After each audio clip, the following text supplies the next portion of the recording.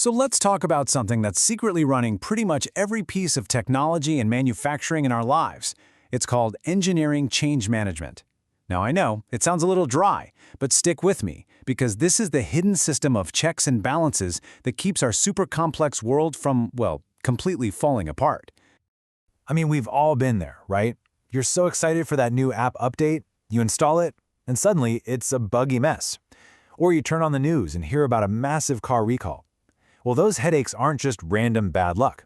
They're usually signs that a really crucial process somewhere deep in the background went wrong. And here's the fundamental reason why this stuff even matters. This quote comes from one of Lehman's laws of software evolution, and it basically says that standing still is just not an option. For anything to stay useful, whether it's your phone's OS or a giant factory assembly line, it has to constantly change and adapt. But, of course, there's a catch. And that brings us to another one of Lehman's laws. As a system changes, it gets more and more complex. I mean, think about it. Every new feature, every little fix, it adds another moving part, another layer, making the whole thing that much harder to manage. So that's the real challenge for engineers. How do you keep changing things without creating absolute chaos? Well, the answer starts with a structured process. And that process, well, it starts with people. There are 4 key roles that really form the backbone of any solid change management system.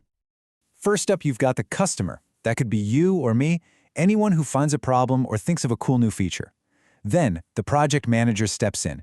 They take that idea and figure out, can we even do this? What's it going to cost? Is it worth it? Next, a change committee acts as the gatekeeper. They make that huge go or no-go call. And finally, if it's a go, the change builder, the engineer or the team, is the one who actually makes it all happen. Now, these 4 roles don't just wing it, not at all. They follow a very specific 6-step journey that's designed to bring order to all that chaos we were just talking about. So here it is, the roadmap. It all kicks off with identifying a potential change. Then it moves through analyzing and evaluating it. From there, it's all about planning and implementing the change. And finally, reviewing it and closing the books. So let's actually walk through what each of these steps looks like. So, everything starts with an official change request.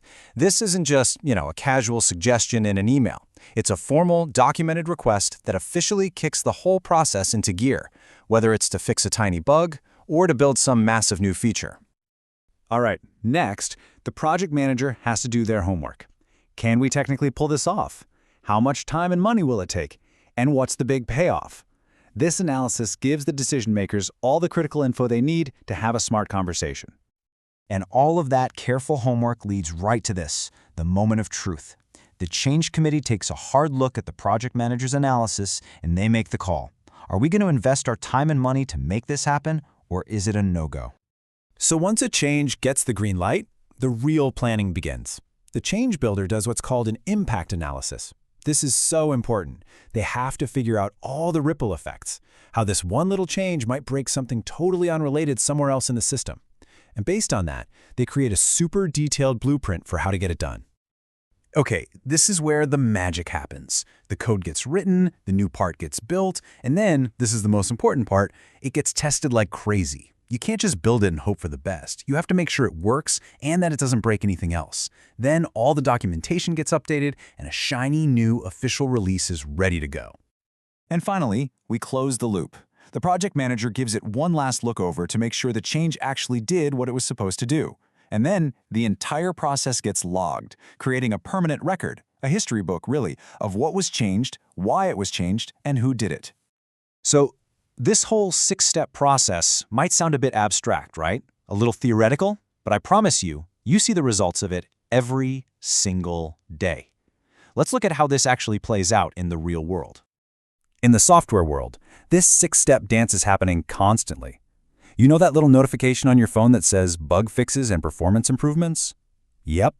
You are literally seeing the end result of this exact change management process right there. And this shows just how critical it is in the physical world too. It's not just about code. If a car company finds out an airbag is faulty during testing, they don't just shrug and move on. They trigger a formal change request to completely redesign it to make sure the cars are safe. It's the exact same process, just with nuts and bolts instead of bits and bytes. But what happens when this process is ignored? Or when people decide to just skip a few steps? Well, the consequences can be a lot more serious than just a glitchy app. And here's the bottom line. When you make undocumented changes, when you don't stop to properly think through the risks, you're not just being sloppy. You're creating a recipe for total disaster. A really tragic and powerful example of this is the Flixborough disaster, which happened in England back in 1974. So here's what happened.